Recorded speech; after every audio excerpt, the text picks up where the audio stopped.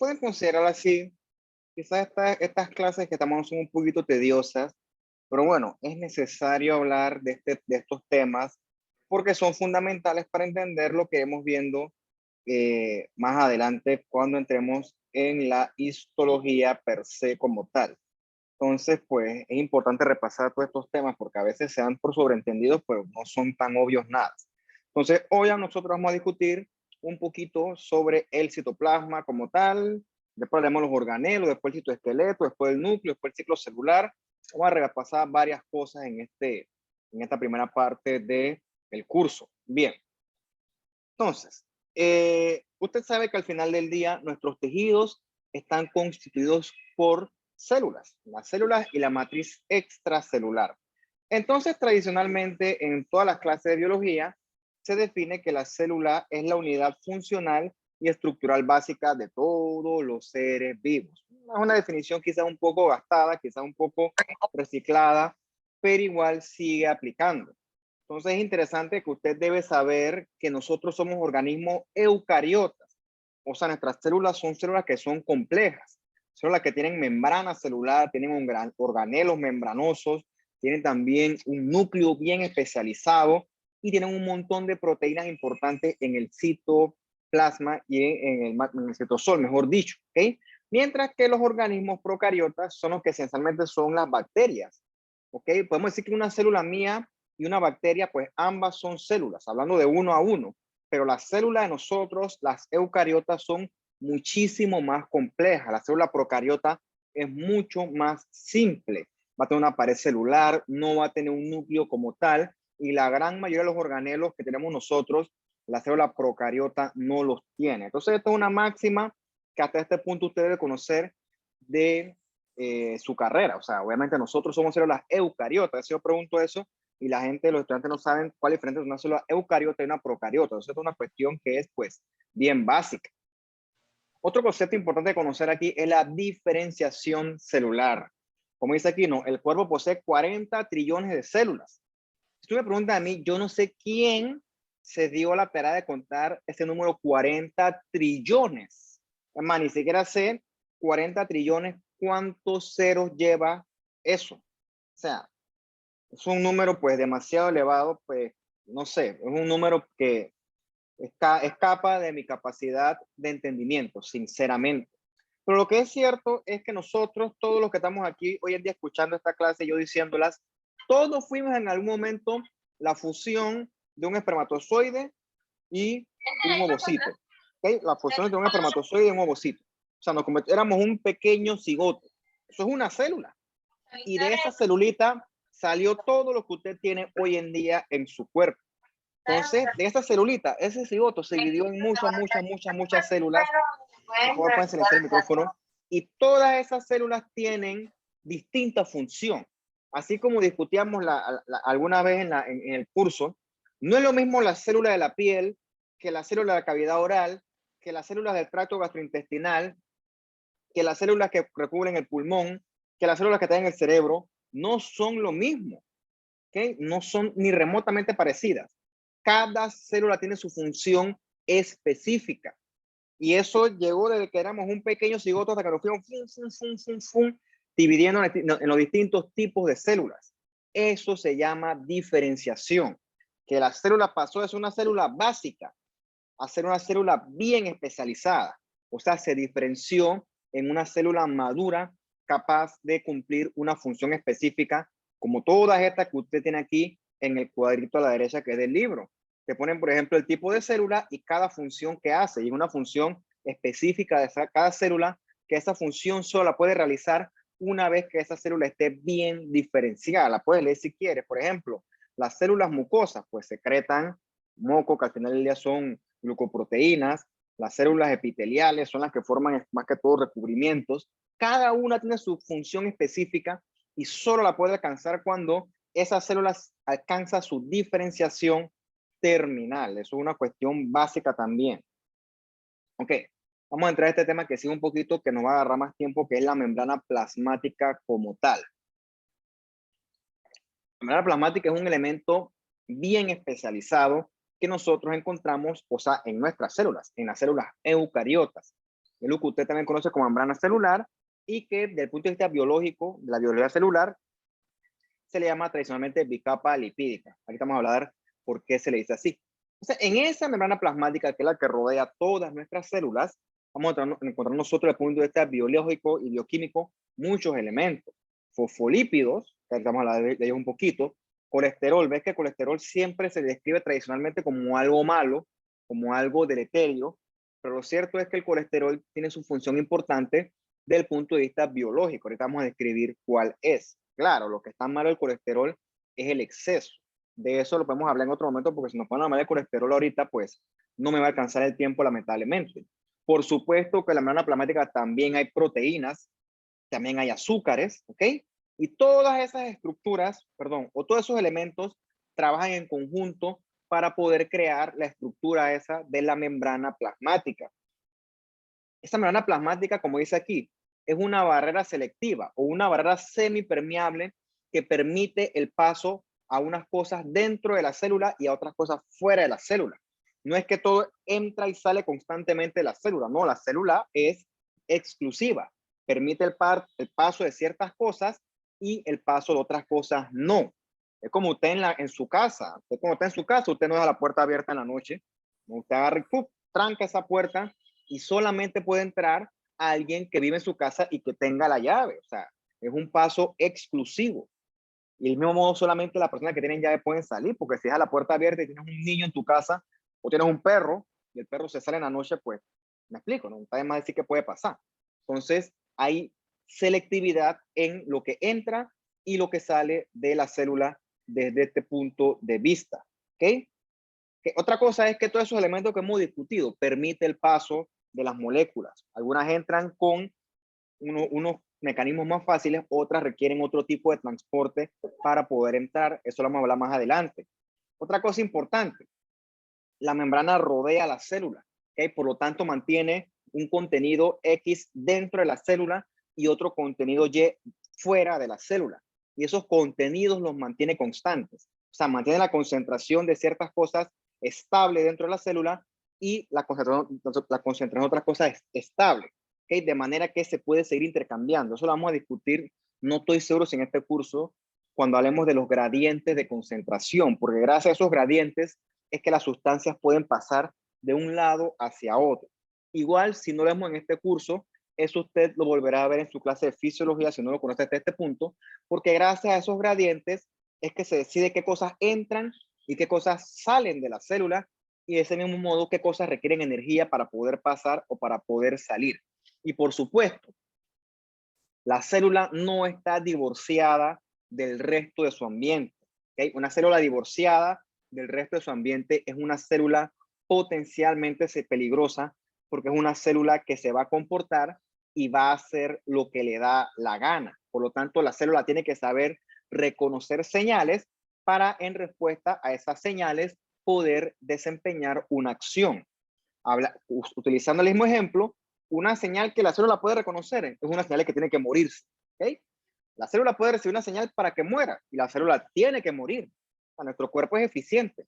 Cuando ya no requiere una célula, simplemente la manda a morir. ¿Okay? Pues ponte que ya cumplió su función o ponte que ya la célula está muy envejecida y entonces esa célula pues tiene que morir y ya. La célula no puede escapar la señal de que tiene que morir, porque entonces es una célula potencialmente peligrosa, porque es una célula que se puede convertir en inmortal. ¿Cuál es un buen ejemplo de esto? Cuando hay inflamación. La inflamación está llamada a defendernos de estos elementos potencialmente dañinos a nuestro cuerpo. Vamos a usar el mejor ejemplo de todos, el más clásico, una bacteria. Una bacteria te cortaste tú, entró a tu cuerpo y la bacteria es potencialmente peligrosa. Entonces tú en tu cuerpo tienes tus leucocitos, en este caso los neutrófilos. Los neutrófilos llegan y batallan a muerte contra la bacteria, porque si no la bacteria entra en tu cuerpo y hace fiesta. Pero como tú tienes un sistema inmunológico competente, tú te puedes defender perfectamente de cualquier bacteria, pues, de monte, ¿no? Hay otras que sí, pues, tienen otros mecanismos, pero bueno, ese es otro tema. El punto es que el ataque del neutrófilo contra la bacteria es un ataque violento. Que eso es como si tú agarraras y tú para exterminar el bando enemigo tiras una granada.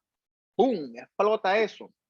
Los enemigos se van a morir, pero también todo lo que esté cercano ahí se muere, ¿ok? Hay mucho daño colateral producto de un ataque demasiado violento. Entonces el neutrófilo comienza a disparar potentemente contra la bacteria y la mata. Sí, es cierto, la elimina, pero también elimina los tejidos que están circundantes al sitio de inflamación. Entonces, gran parte de la inflamación, aparte de eliminar el agente ofensor, también lesiona a los tejidos involucrados. Eso es como daño colateral, por así decirlo, como en la guerra. Entonces, ¿qué ocurre? El neutrófilo, cuando está llamado a batallar, tiene un periodo de vida de máximo 48 horas. A esas 48 horas, así él haya hecho o no el trabajo, él muere. Muere en un proceso que se llama apoptosis, que no sé si lo vamos a discutir en esta clase, en algún momento lo discutiremos. El punto es que si el neutrófilo no estuviera programado para morirse, el tipo seguiría disparando y comenzaría a dejar de, tuvieras una inflamación eterna, una inflamación perpetua, una inflamación dañina, ¿ok? Porque tienes un neutrófilo fuera de control, un neutrófilo que nunca murió. Y ese tipo de neutrófilos o leucocitos que nunca mueren y atacan sin control, eso es uno de los mecanismos fisiopatológicos que explican por qué existen enfermedades autoinmunes, ¿okay? Porque los leucocitos se salen de control.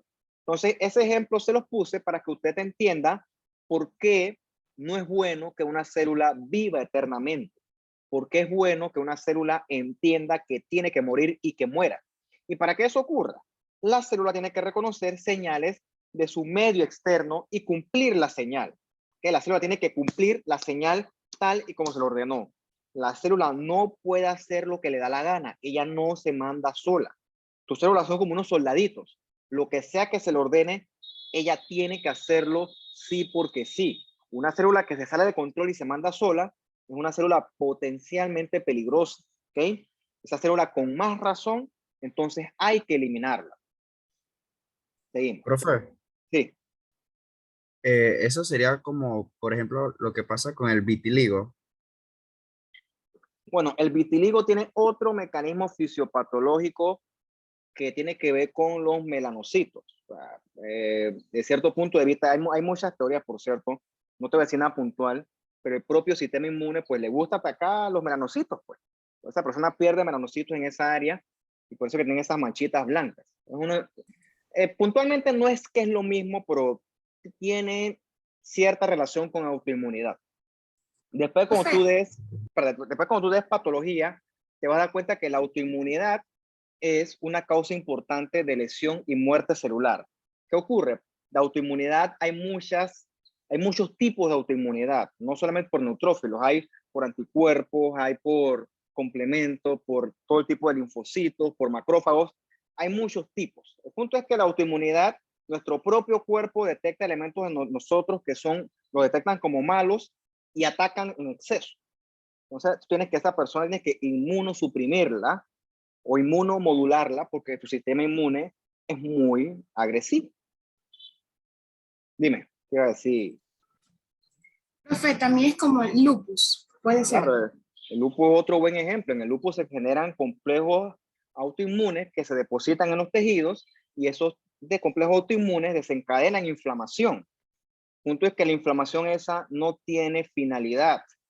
¿Okay? La inflamación esa, por ejemplo, se depositan esos complejos en el riñón. Y esa inflamación, pregúntate tú, ¿qué función tiene? El ejemplo que yo te puse, la inflamación tiene como fundamento eliminar una bacteria.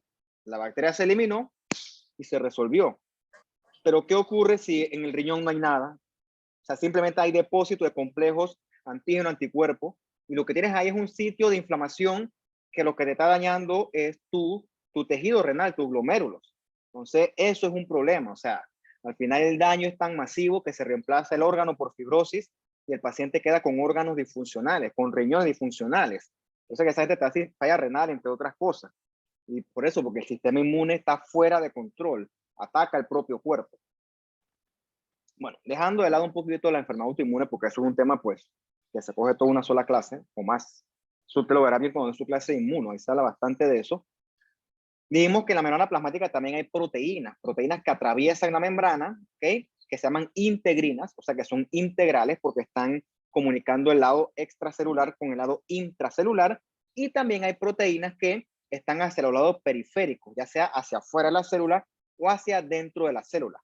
El punto es que esos sitios de proteínas permiten el paso de moléculas y también permiten que la célula reconozca señales del exterior. Funcionan como receptores. Es como la puerta de su casa que tiene la cerradura para que usted meta la llave. Si la cerradura se bloquea, brother, tú puedes tener toda la llave que tú quieras, pero no va a abrir. Entonces, eso es importante también aquí porque tienes receptores que detectan moléculas que vienen de afuera para que la célula entonces desencadene o responda a una señal y desencadene una respuesta. Bien. De lo que sí nos va a tocar hablar un poquito bastante, es de los fosfolípidos que se encuentran en la membrana. Como dice aquí la palabra anfipáticos, es una palabra bien curiosa, bien fancy, que significa que tienen doble carga, ¿ok? Tú tienes aquí este esquemita que pues es bastante, no es que es bonito, no es que es hermoso, pero te lo explica bastante bien. Este que está aquí es un fosfolípido. Tiene esta cabecita morada o esta bolita morada que son las cabezas que están constituidas por un grupo fosfato, que es un grupo polar. Ese grupo atrae agua, o sea que es hidrofílico, hidro de agua, filos de amor. Mientras que él tiene adherido hacia adentro, o sea, hacia el centro de la membrana, dos patitas, ¿ok? O dos colitas que son de ácidos grasos no polares. O sea que estos no les gusta el agua, son hidrofóbicos. Entonces parece que el fosfolípido está constituido de su cabecita polar y de sus colitas no polares. ¿Cuál es la importancia de que tenga ese tipo, esa capacidad polar y no polar? Eso permite restringir el paso de las cosas dentro de la célula. O sea, permiten que sea más selectiva la membrana gracias a esa propiedad bioquímica de los fosfolípidos. Entonces, todos esos fosfolípidos se disponen de manera que forman dos capas, ¿okay? Por eso se llama doble capa lipídica, con las cabezas polares hacia afuera, o sea, hacia el medio extracelular y hacia el medio intracelular, y con las colitas hidrofóbicas hacia adentro, ¿okay? Esta es la famosa bicapa lipídica, por eso que se le llama así, esa es la disposición de él. Aquí está con más detalle, ¿no? Ve aquí en moradito, esta es la cabeza polar del grupo fosfato, o sea que esta es hidrofílica, y aquí están las dos colitas o las dos cadenitas de ácidos grasos que son hidrofóbicas. Y repito, ellas se disponen en dos capas, por eso es que es bicapa lipídica, ¿ok? Entonces, esa disposición así regula el paso de manera que ciertas cosas puedan entrar y otras cosas no puedan entrar libremente a través de la membrana. No me refiero a entrar, más que todo pasar, porque es tanto entrar como salir. Bien. Otro elemento importante que vemos hasta este punto es el colesterol, que como dije, ¿no? Siempre nos referimos al colesterol históricamente como algo malo. O sea, el colesterol, pues, uno no quiere colesterol, el colesterol siempre es malo. Pero, se los corrijo, el colesterol en exceso es malo. El colesterol, como ves acá, forma parte importante de la estructura de nuestra membrana plasmática. ¿Okay? El colesterol se encuentra aquí, ¿ves lo amarillito? Esquemáticamente serán los grupos de colesterol que forman parte de estas membranas. Entonces el colesterol, en lo que yo he leído, se comporta como si fuera un cemento. Es como cuando tú vas a agarrar, por ejemplo, vas a hacer una mezcla de cemento, echas agua, echas el cemento, obviamente, y si tú quieres que la mezcla sea más fuerte, le echas arena y le echas piedras, y tu mezcla va a ser más eficiente a que solo fuera cemento y agua. O sea, la arena y la piedra le dan mayor cohesividad a esa mezcla de cemento, ¿ok? Entonces imagino yo que es mi ejemplo que yo uso para mí, se lo transmito a ustedes. El colesterol hace eso en la membrana, es como le da mayor cohesividad y restringe el movimiento, como si sin el colesterol la membrana fuera muy fluida, fuera muy amorfa, fuera menos estable.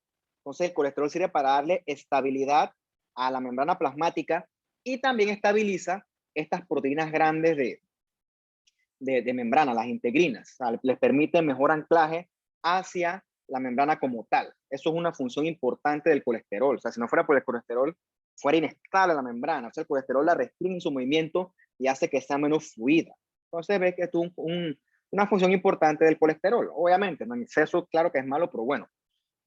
La palabra clave aquí, desde el punto de vista biológico, es todo tiene que ser bien regulado, o dicho en otras palabras, todo tiene que funcionar en equilibrio. ¿Okay? El equilibrio es clave, es fundamental aquí. Nada ni muy poco ni muy en exceso, todo bien regulado. Y tu cuerpo tiene mecanismos de sobra para regular las cosas. El problema es cuando tú los produces en exceso o los adquieres del medio. Pero bueno, eso ya forma parte de otro tema. Bien. Esos fosfolípidos que estamos discutiendo son muy variables dependiendo del tipo de célula. Por ejemplo, en el eritrocito, tú encuentras fosfatidilcolina, esfingomielina hacia un lado, y el otro lado encuentras fosfatidilserina y fosfatidiletonolamina al otro lado. Bien, ¿para qué yo le digo estos nombres fancy y tan rimbombantes? Para que tú entiendas la complejidad de esto. Yo no te lo voy a preguntar en el examen, ni tampoco requiero que te lo aprendas de memoria en cada célula, porque eso sí forma parte de un curso de biología celular pura y dura, que por suerte para nosotros no es lo que estamos viendo hoy. Esto es una cuestión básica, pero es para que tú veas la complejidad de esto. Esto no es así que tan fácil, no. Esto es mucho más profundo si nos queremos meter de lleno en esto, ¿no? Entonces, cada célula va a tener su propio set de fosfolípidos dependiendo de su función per se como tal. Pero bueno, nada más es un ejemplo, que no nos vamos a meter en esa área porque eso es un poquito más escabroso, si es que esa palabra aplica. Bien, entonces dijimos que en la membrana plasmática hay fosfolípidos, hay colesterol, hay cuestiones, proteínas, y también vamos a ver que hay azúcares, ¿ok? Los azúcares, que en este caso están esquematizados aquí de verdecito, se encuentran hacia la capa externa de la bicapa lipídica, que son cadenas de oligosacáridos. Esta cadena de oligosacáridos genera como una película alrededor de la célula, un recubrimiento bien delgadito.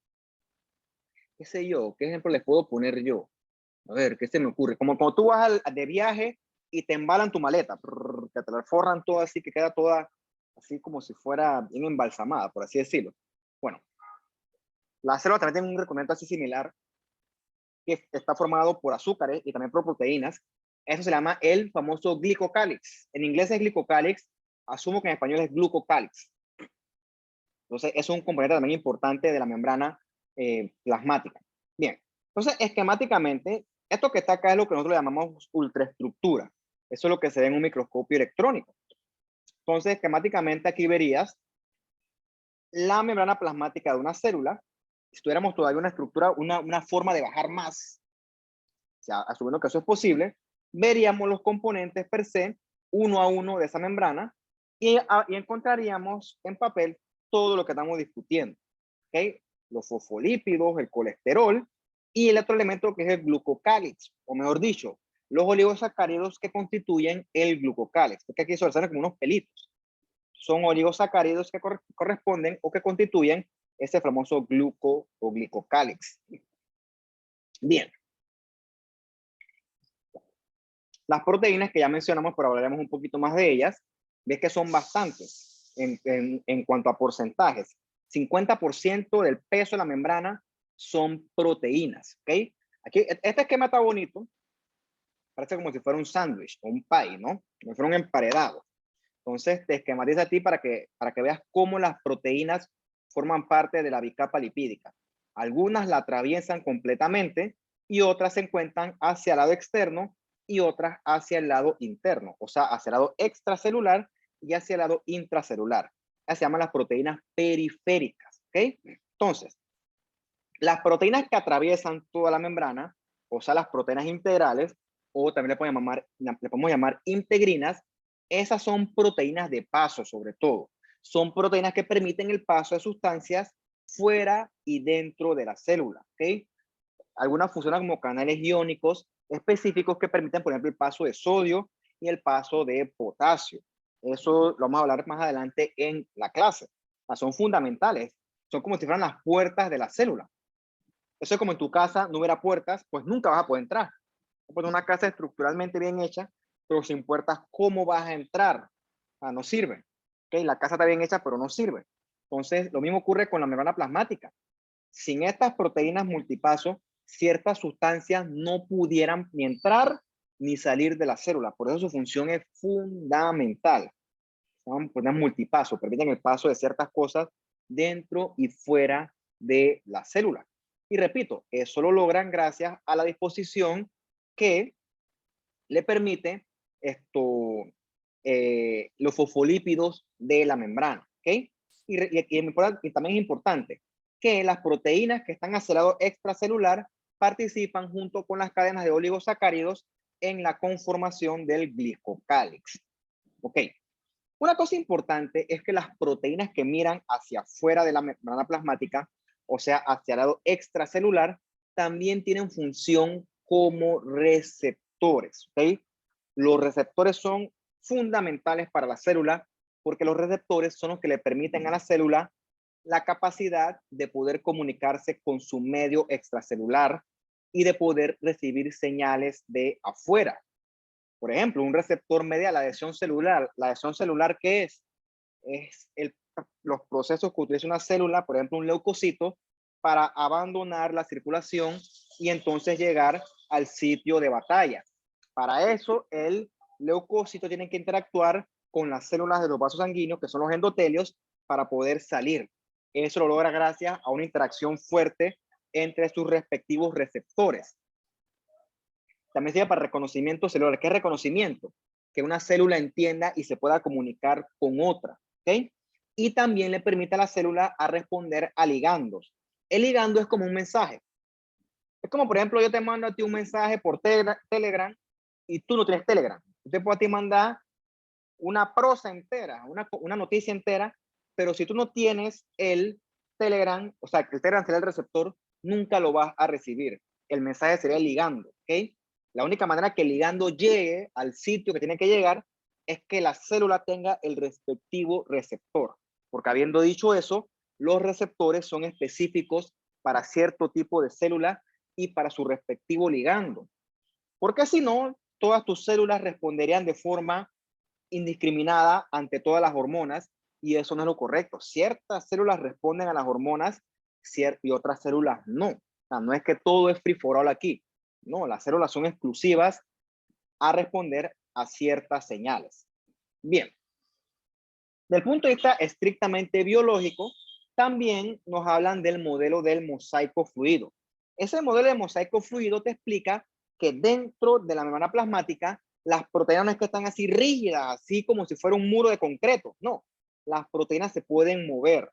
Pero el que lo describió dice que se mueven de forma lateral, con cierta fluidez. ¿Okay? Son elementos dinámicos. Esa es la palabra correcta aquí. La membrana plasmática es estable, pero es dinámica. Los elementos se mueven dependiendo de los requerimientos de la célula. Entonces, ese dinamismo, esa movilidad de las proteínas dentro de la membrana fue lo que en su momento se describió como el modelo de mosaico fluido. ¿Por qué se los pongo? Para que sepan que no es que esto es una cuestión rígida y que ya está, por así decirlo, anclada y todos los elementos están pegados y adheridos. No, la célula es un ente altamente dinámico. Es como un edificio de apartamentos. En el edificio de apartamentos siempre hay gente moviéndose, el elevador está andando, hay gente haciendo esto, hay gente haciendo lo otro. O sea, el edificio como tal no se mueve, pero los elementos dentro del edificio, todos están en constante movimiento. Entonces, imagínate más o menos una célula en esa función. Quizás tú no ves que se mueve, pero todos los elementos están dentro moviéndose dependiendo de la función que la célula tenga que cumplir en determinado momento. Bien. Hay otros elementos o otras proteínas que son muy grandes, ¿ok? Esas proteínas pertenecen a complejos enzimáticos que son muy grandes. Un complejo enzimático es una proteína que permite la catalización de una reacción. ¿Qué es la catalización? Que por distintos métodos químicos la reacción se haga mucho más rápida, ¿ok? Eso lo utiliza nuestro cuerpo para desempeñar reacciones mucho más rápidas, si no demoraría demasiado. Esa es función de ciertas proteínas, ciertas enzimas o complejos enzimáticos. ¿Qué ocurre? Esos complejos enzimáticos a veces son muy grandes y requieren estabilización extra. Esa estabilización extra se lo proveen estos elementos que aquí están en amarillito, que se llaman los lipid rafts o balsas lipídicas, ¿ok? Esas balsas lipídicas estabilizan esos complejos enzimáticos de manera que puedan cumplir su respectiva función, porque en verdad son masivos, son grandísimos y requieren estabilización extra. Y eso lo provee esta balsa lipídica o lipid rafts. Entonces, no se lo pongo para que usted se atare hasta este punto de esto, pero es para que tú veas todos los elementos que tiene nuestra célula. Más que, ni siquiera nuestra célula. Solo estamos hablando de la membrana plasmática. Todos los elementos que tiene nuestra membrana plasmática, y tira línea que esto solamente es un resumen. O sea, si nos metemos en esto, esto todavía es más complejo de lo que yo le estoy tratando a usted de explicar la clase de hoy. Entonces, para resumirle ya hasta este punto de la membranita, en esta imagen del libro se resume esencialmente todo lo que yo he dicho. Tienes entonces los fosfolípidos dispuestos en la bicapa lipídica, tienes las proteínas integrales que ves que atraviesan la membrana y que tienen una especie de canal. Ese canal permite el paso de sustancias, por eso es que también se llaman proteínas multipaso. Tienes proteínas periféricas, ya sea hacia el medio extracelular o hacia el intracelular, que forman también junto con los oligosacáridos o carbohidratos el famoso glucocálix, ¿ok? Y estas proteínas periféricas extracelulares también funcionan como receptores. Entonces tienes aquí todas las funciones resumidas de esta membrana plasmática. Obviamente es una barrera física que permite el paso de ciertas cosas y otras no, una barrera selectiva, mantiene los elementos bien controlados dentro y fuera de la célula, o sea que mantiene los gradientes electroquímicos, ahorita me habló un poquito de eso, y permite que la célula reconozca señales que vienen de afuera gracias a los distintos tipos de receptores. Bien, ahora vamos a hablar un poquito más sobre las proteínas transmembranas y el transporte que ocurre en la membrana plasmática. Vamos a poner aquí unos 2 minutos y seguimos. Dime. Una pregunta. Dime. Cuando usted se refiere a complejos enzimáticos, son las enzimas. Es que bueno, yo tenía la idea de que las enzimas estaban dentro de la célula, pero están en la membrana en sí. Hay enzimas dentro de la célula y también enzimas en la membrana plasmática. Hay en ambos sitios, porque en ambos sitios se generan también reacciones. No son el mismo tipo, reacciones enzimáticas serán tanto en el citosol como en la misma membrana plasmática. ¿Okay? Son más o menos, son similares, ¿ok? Pero acá se usa el término complejo enzimático porque no es una sola enzima. O sea, son realmente grupos de enzimas que son grandes, como dice aquí, son bien grandes, y por eso necesitan la estabilización de la balsa lipídica, ¿ok? Son grupos de enzimas que se acumulan o se agrupan, valga la redundancia, pero que se ubican es en la membrana plasmática para hacer funciones propias de la membrana plasmática. Pero lo que tú dices es cierto. Hay otras enzimas que también existen en el citosol y generan entonces o participan en reacciones enzimáticas que son del citosol. Entonces, eso que tú dices también se presta para otro aporte más. Hay funciones que se dan en la membrana plasmática, ¿ok? Y otras funciones que se dan en el citosol. Eso es importante decirlo, porque no es lo mismo, o sea, son dos compartimentos distintos de la célula. Un compartimento es la membrana plasmática con sus respectivos elementos y otro compartimento es el citosol como tal y otro sería el núcleo, ¿ok? Todos tienen en su momento sus respectivas enzimas que son necesarias para cumplir sus respectivas funciones. Entonces, es decir, tu aporte es correcto. También hay enzimas en el citosol, pero también hay enzimas en la membrana plasmática y te adelanto que también hay enzimas en el núcleo y también hay enzimas en otros sitios. O sea, las enzimas están en todos lados donde es necesario las reacciones químicas. Eso es cierto también. Bien, sigamos más adelante. Dame unos 2 minutos y seguimos.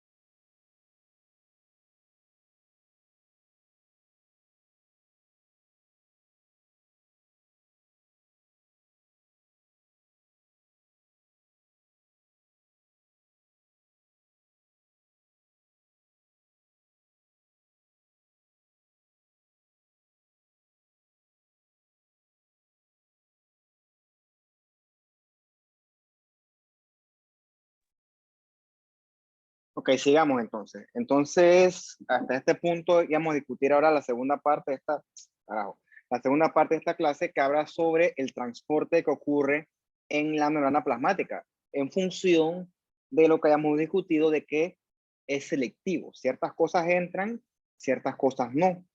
Vamos a ver qué es eso, ¿ok? Recuerda que la membrana plasmática, o sea, la célula y su membrana, está en contacto con el medio extracelular. Y tanto la célula tiene que enviar cosas hacia afuera como recibir cosas desde el medio extracelular. O sea, tiene que haber comunicación, intercambio de elementos. Entonces, hay varios mecanismos dependiendo del tipo de elemento que va a ser intercambiado. Hay esta difusión simple, hay otras proteínas de canal y hay otras proteínas carrier o también las bombas que sí requieren entonces el uso de energía, en este caso a través del uso de ATP. La difusión es el transporte más simple. La difusión se utiliza para moléculas pequeñas que sean no polares, o sea, moléculas que no tienen carga, ¿ok? Ejemplo de esto es el oxígeno o el CO2, que son moléculas chiquititas que no tienen carga.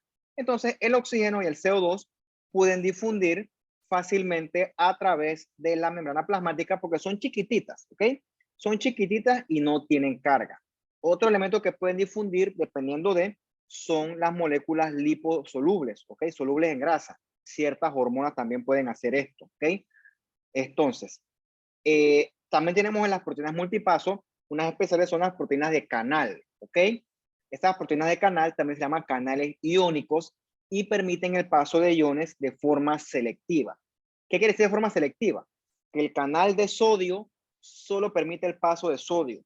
El canal de potasio solo permite el paso de potasio.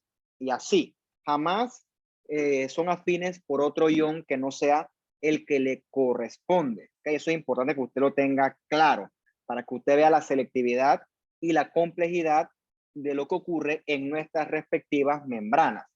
Las moléculas de agua también pueden pasar a través de la membrana plasmática, pero a través de canales especiales que le llaman las aquaporinas. ¿Okay? Esta es una palabra nueva para que usted se aprenda. Aquaporinas.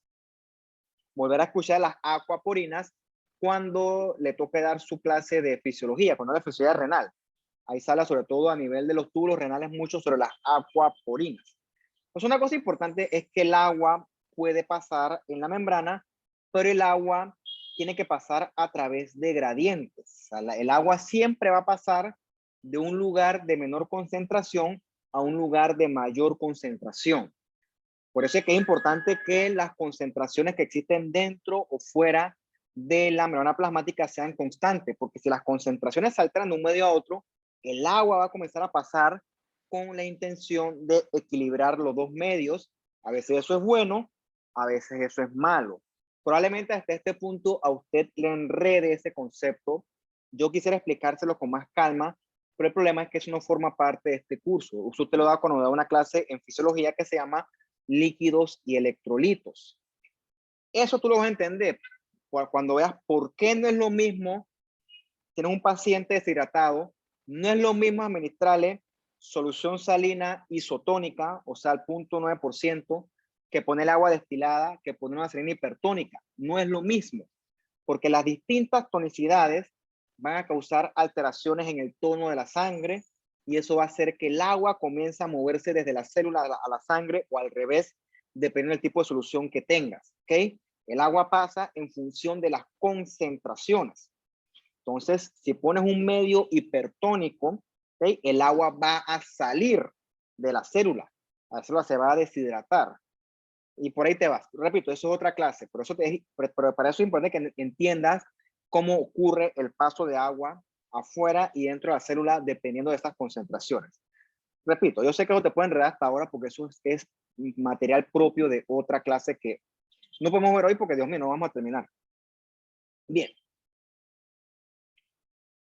Otro tipo de mecanismo es la proteína carrier, o creo yo que se dice en español proteínas cargadoras. Yo lo traducí así. Hasta este punto hemos hablado, por ejemplo, del dióxido de carbono, del oxígeno y el sodio, que es chiquito, pero acuerde que el sodio tiene carga, es polar, el sodio es un catión, al igual que el potasio es un catión, al igual que el calcio es un catión. por lo tanto requieren canales especiales para poder pasar a través de la membrana. Pero ¿qué ocurre con moléculas que son más grandes? Como por ejemplo la glucosa. La glucosa es más grande que una molécula de sodio y más complicada también. Entonces, de más está decirte que la célula necesita glucosa para fabricar parte de su energía. Entonces, la célula, ¿cómo incorpora glucosa? ¿Cómo lo hace? Bueno, a través de ciertos tipos de proteínas especiales que se llaman las proteínas carrier o proteínas cargadoras. Sirven para transportar ciertas moléculas más grandes. Entre esas, la más fácil de recordar es la glucosa. Siempre cuando veo este ejemplo de la proteína carrier, me acuerdo, por ejemplo, de las esclusas del canal. Por ejemplo, este barco de acá no puede pasar a través de la esclusa hasta que sufra esa esclusa cambios conformacionales, se abra, ciertos niveles bajen, ciertos niveles suban. Solamente cuando se cumpla, el barco puede pasar. Y eso puede demorar como unas 8 horas hasta donde, lo que yo sabía. No me pregunte eso porque yo no soy ingeniero en esas cosas, probablemente estoy inventando. El punto, lo que sí sé, estoy seguro, es que el barco no puede pasar libremente. Requiere que la esclusa tenga cierto tipo de cambios que permitan que el barco pase, y también requiere que lo remolque un barco más chiquito. Algo similar ocurre con la glucosa. Ella es muy grande, por lo tanto no puede pasar libremente a través de la membrana. Requiere esta proteína carrier que cuando ya llega, esta proteína carrier sufre cambios conformacionales que permiten que como una molécula grande como la glucosa pueda pasar entonces hacia adentro de la membrana. Obviamente eso es un poquito más engorroso que un sodio, pero bueno, es lo que hace falta para que una molécula grande como la glucosa pueda entrar a través de la membrana plasmática. ¿Ok? Bien, entonces hasta este punto, independientemente del tipo de transporte, ya sea la difusión o los canales iónicos o las proteínas carrier, todos estos son transportes que ocurren a favor del gradiente de concentración. O dicho de otra forma, no requieren energía. Ok, yo siempre uso este ejemplo para que usted entienda que es un gradiente de concentración. Lástima que los carnavales ya no existen, pero imagínate, ¿ok? Alguno de ustedes tuvo que haber ido a Culeco, eso es perfectamente normal.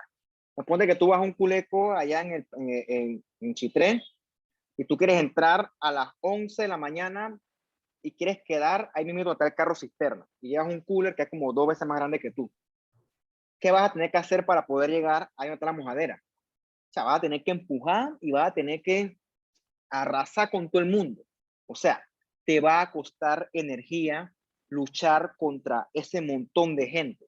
¿Por qué? Porque en ese sitio está todo, la gente está demasiado concentrada. O sea, tú estás yendo hacia el lugar que tiene mayor concentración de gente. O sea, tú estás yendo en contra del gradiente de concentración. Ir en contra de un gradiente de concentración requiere energía. Lo contrario ocurre. Si tú estás temprano en la mojadera y tú te vas, es más fácil irte, ¿ok? Porque a medida que usted va saliendo, hay menos gente y es más fácil irte que entrar a la mojadera. Porque cuando tú te vas, tú vas al lugar que está menos concentrado. O sea que estás saliendo o estás pasando a favor del gradiente de concentración. Eso no requiere energía. Entonces, un fenómeno similar ocurre en nuestro cuerpo. El paso de difusión, en este caso simple, o de proteínas de canal o proteínas carrier, la molécula pasa a favor de su gradiente por lo general. Por lo tanto, se considera que es un transporte pasivo. ¿Okay? Como dice aquí, passive transport. Pasivo dice que no requiere ATP y eso te dice a ti por ley que es porque eso está ocurriendo a favor de un gradiente de concentración. Lo contrario también ocurre. A veces nosotros movilizamos moléculas en contra de su gradiente. Para eso requerimos el uso de energía. Y esta energía viene de la hidrólisis de ATP. Los transportadores que utilizan este tipo de mecanismos también se le llama por eso bombas de ATPasas. O sea, son bombas que consumen ATP. Habiendo dicho esto, ATPasas es una enzima que consume ATP. ¿Okay? A propósito de la pregunta de las enzimas. Enzimas hay en todos lados, ¿ok? Entonces, Eso es importante que quede claro. Bomba de ATPasas. La bomba ATPasa por excelencia, la más clásica que yo conozco y asumo que usted ha escuchado, es la bomba de sodio y potasio. ¿Ok? La bomba de sodio y potasio, usted puede a buscar cuánto sodio o cuánto potasio mete o saca, yo no sé, esa es su tarea, porque usted tiene que conocer la bomba de sodio y potasio. La bomba de sodio y potasio utiliza energía para movilizar ese sodio, ese potasio y mantener las adecuadas concentraciones iónicas tanto dentro como fuera de la célula. Constantemente está sacando sodio, potasio, usted me dirá, de manera que ese gradiente eléctrico se mantenga. ¿Okay? Porque si el gradiente eléctrico no se mantiene, es como si usted desconectara la célula. Ponte que la célula es un aparato eléctrico. ¿Okay? El aparato eléctrico funciona porque está conectado a la corriente. Mantiene constantemente el flujo de energía. ¿Okay? Similar a la célula. La célula, para que se mantenga electroexcitable, requiere el flujo de energía. ¿Okay? Esa energía la logra obtener gracias a que mantiene esos gradientes. Está conectada. ¿Y cómo se mantienen esos gradientes? Gracias a el constante paso de iones dentro y fuera de la célula. Es como si fuera una batería.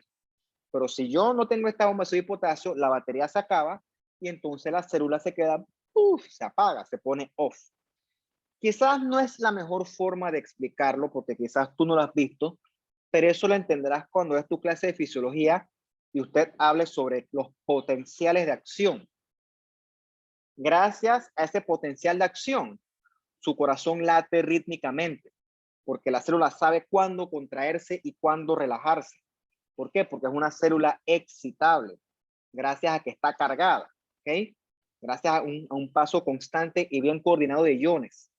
Gracias a que la célula, gracias a ese paso de iones, alcanza ese potencial de acción. Yo sé que es mucha información hasta este punto, pero bueno, quizás si le agarras el ritmo, eventualmente puedas integrarlo, ¿ok? Pero resumen, si las bombas de ATPasa, perdón, la célula, es como se queda sin batería, ¿ok? La bomba ATPasa es fundamental para que la célula pueda mantenerse en un medio electroquímico adecuado, un medio cargado, por así decirlo, Bien, este cuadrito bien gallo lo hice yo, no me gusta, pero bueno, me da cosa borrarlo porque pues en su momento lo hice con bastante dedicación. Se resume algunos de los tipos de sustancias y qué tipo de, ya la vi, aquí lo dice, ¿eh?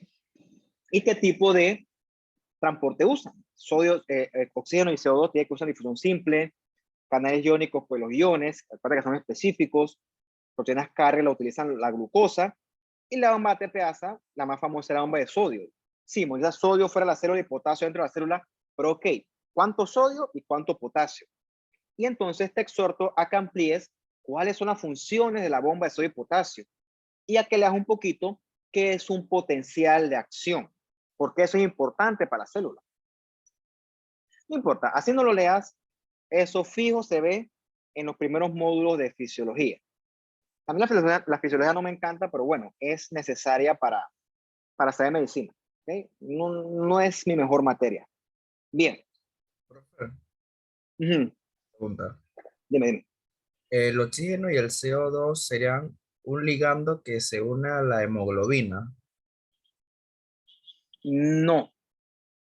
La hemoglobina transporta oxígeno. ¿Ok? Lo que pasa es que, bueno, depende dónde lo leas. Para mí no. ¿Ok?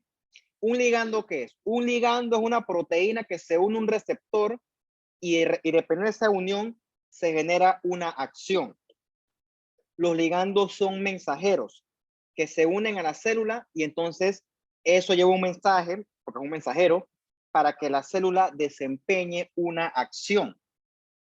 El oxígeno es una molécula, ¿okay? Es una molécula que simplemente se incorpora a la hemoglobina porque es necesaria para el metabolismo de la célula, del eritrocito. Es necesaria para el metabolismo básico de la mitocondria, etc. Entonces, realmente, llamarle ligando, a mí no me gustaría llamar ligando el oxígeno, porque la hemoglobina simplemente es un transportador de oxígeno, o sea, transporta oxígeno de un lado a otro y se lo da a los respectivos tejidos. Yo, la verdad es que yo sé que ciertas personas le llaman ligando, desde el punto estrictamente biológico, bioquímico, pero personalmente yo preferiría no utilizar el término. No he dicho que esté mal, pero yo alguna vez sí he escuchado que le llaman eso ligando, pero a mí personalmente no me gusta. Más adelante te voy a hablar ciertos ejemplos de ligandos al final de la clase, creo, que ahí sí se utiliza un poquito más claro, pero a mí es que estos son moléculas inertes. Los ligandos son proteínas u hormonas que van hacia la célula y desencadenan un montón de reacciones que se traducen en una función particular. O sea, realmente esto no genera esto. O sea, estos son parte de elementos para el metabolismo. O sea, no, la complejidad no es tanta como la de un ligando al que yo estoy acostumbrado a decirle ligando. Pero bueno, te voy a dar un ejemplo más adelante de eso. Bien. Hablamos entonces un poquito sobre el transporte de moléculas pequeñas hasta este punto y quizás una un poquito más grande que es la glucosa. Pero ¿qué ocurre con moléculas que son realmente más grandes? Por ejemplo, las macromoléculas. ¿Okay? Una proteína al lado de la glucosa, diablo. Es como si la glucosa fuera una bola de fútbol y una proteína es como si fuera un metrobús. Entonces, ponte que tú me metes la pelota de fútbol adentro de tu casa libremente, pero ¿cómo metes un metrobús? No creo que me pase con el ejemplo, pero igual aplica. ¿Cómo tú metes un metrobús adentro de tu casa? Bueno, no es imposible, pero es difícil. La célula incorpora cosas grandísimas hacia adentro de ellas, ¿ok? Proteínas, por ejemplo, las proteínas son macromoléculas, son moléculas realmente grandes. De más está decirte que una proteína no va a pasar por difusión simple, ni por proteínas carrier, necesita otro tipo de transporte. Entonces, aquí aplican entonces la endocitosis y la exocitosis.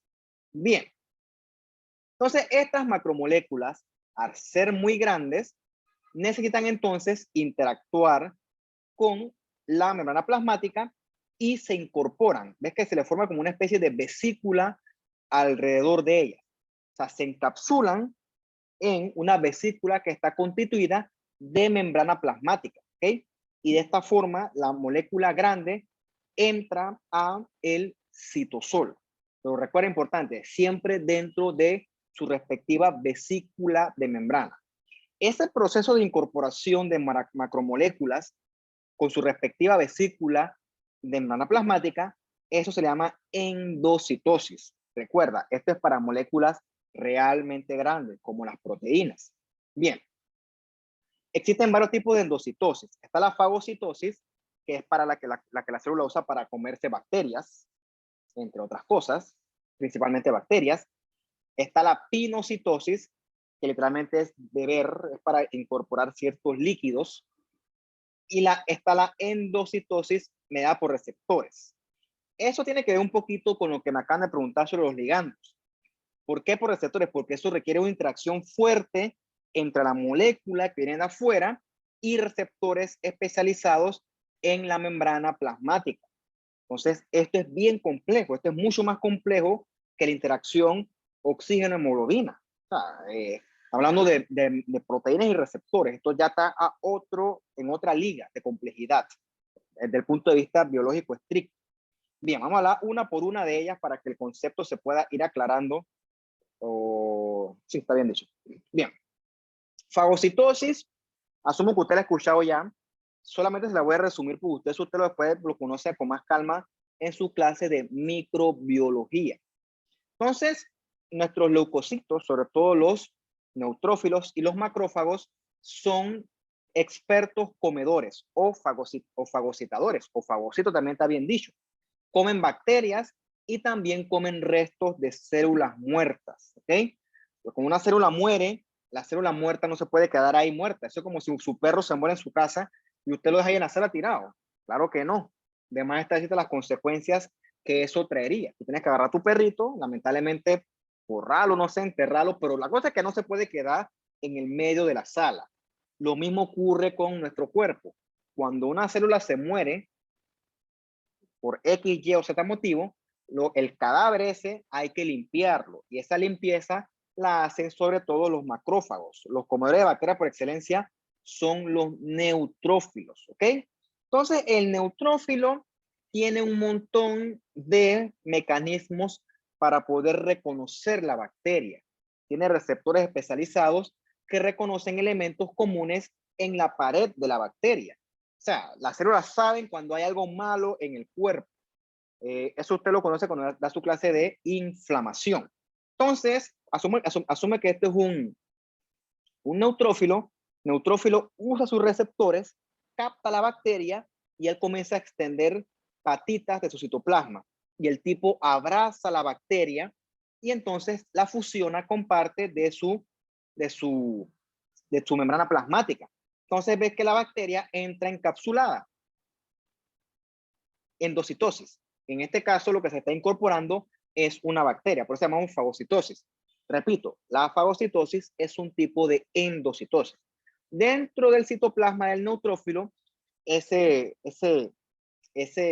cuestión, se me fue la palabra, esa bacteria se fusiona con los lisosomas del neutrófilo. ¿Okay? El lisosoma tiene un montón de enzimas sobre todo hidrolíticas, que por varios mecanismos destruyen a la bacteria. ¿Okay? Y entonces finalmente la bacteria es degradada. Por eso ocurrió porque el neutrófilo atrapó e incorporó hacia adentro de él a la bacteria, o sea, literalmente se la comió. ¿Okay? Ese es un resumen muy resumido de cómo ocurre la fagocitosis. Obviamente es más complejo, pero bueno, no estamos hablando de eso, esto no es una clase de micro, ¿okay? Eso usted lo verá en otra ocasión. La pinocitosis se utiliza para captar fluido extracelular. Literalmente es como tomar agua. O no me acuerdo cuando lo en mi clase de biología celular, pinocitosis igual a beber líquidos o beber agua. No me acuerdo cómo es lo que decía. Entonces la célula lo utiliza para atrapar líquido en exceso que requiera del medio extracelular.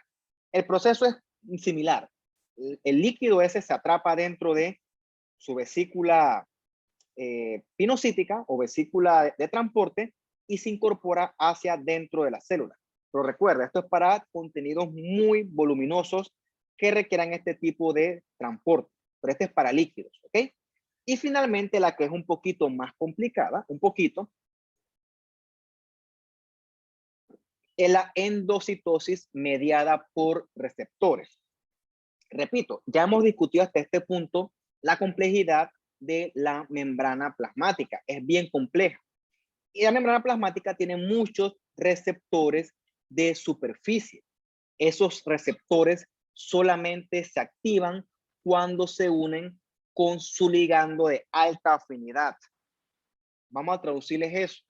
Su casa, su puerta de su casa tiene una cerradura que solamente es específica para cierto tipo de llave. Yo puedo ahorita agarrar toda la llave de aquí de mi casa, ponte que tengo 100 llaves, y puedo ir a tu casa a tratar de abrir tu puerta con mis 100 llaves y ninguna va a entrar, porque esa cerradura solamente es compatible con su llave de alta afinidad.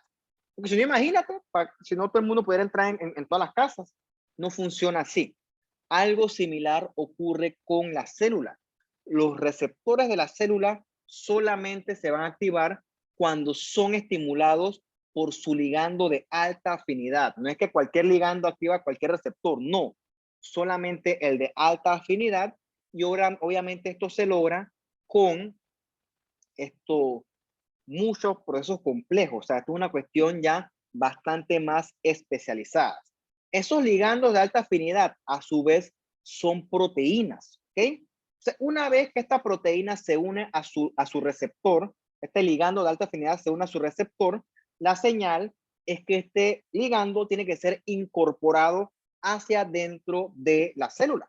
Entonces, el proceso más o menos se repite. La proteína o el ligando es encapsulado dentro de su respectiva vesícula de transporte. Ves aquí que es una vesícula de membrana plasmática, y entonces es incorporado hacia dentro de la célula.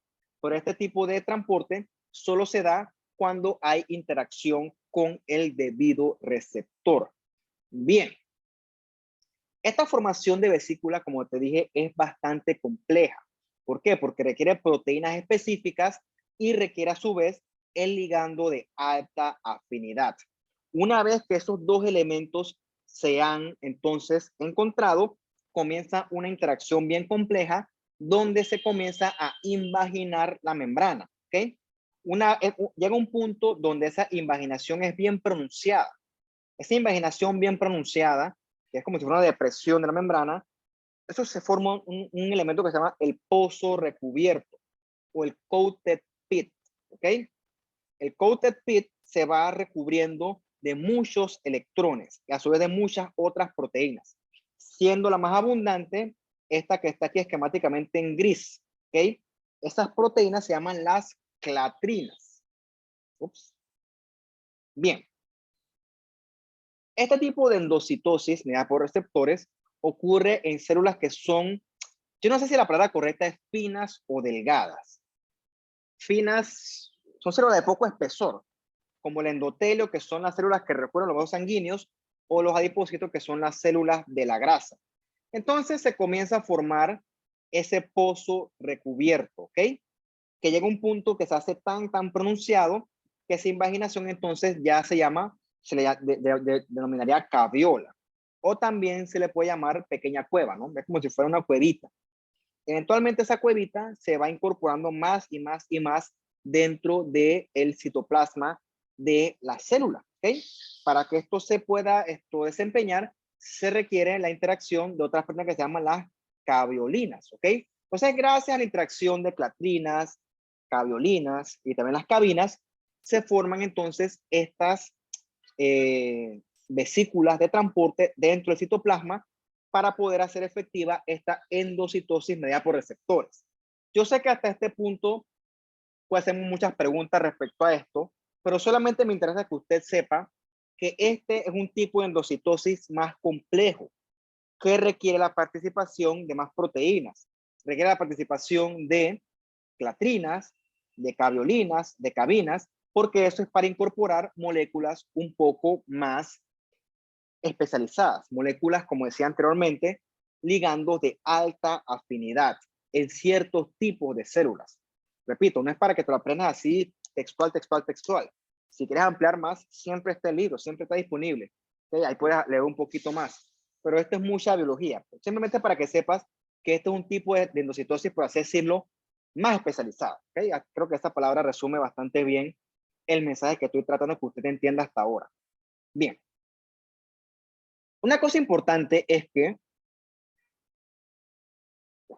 por ejemplo, utilizando el dibujo el esquema este, llegó aquí, esta es una célula esquemáticamente aquí en azul, llegó aquí el ligando y está el receptor, el ligando de alta afinidad. Entonces, el ligando de alta afinidad reaccionó o reconoció, mejor dicho, o todavía mejor, fue reconocido por su respectivo receptor. Entonces, la señal, ¿cuál es? Hey, este ligando hay que incorporarlo hacia dentro de la célula.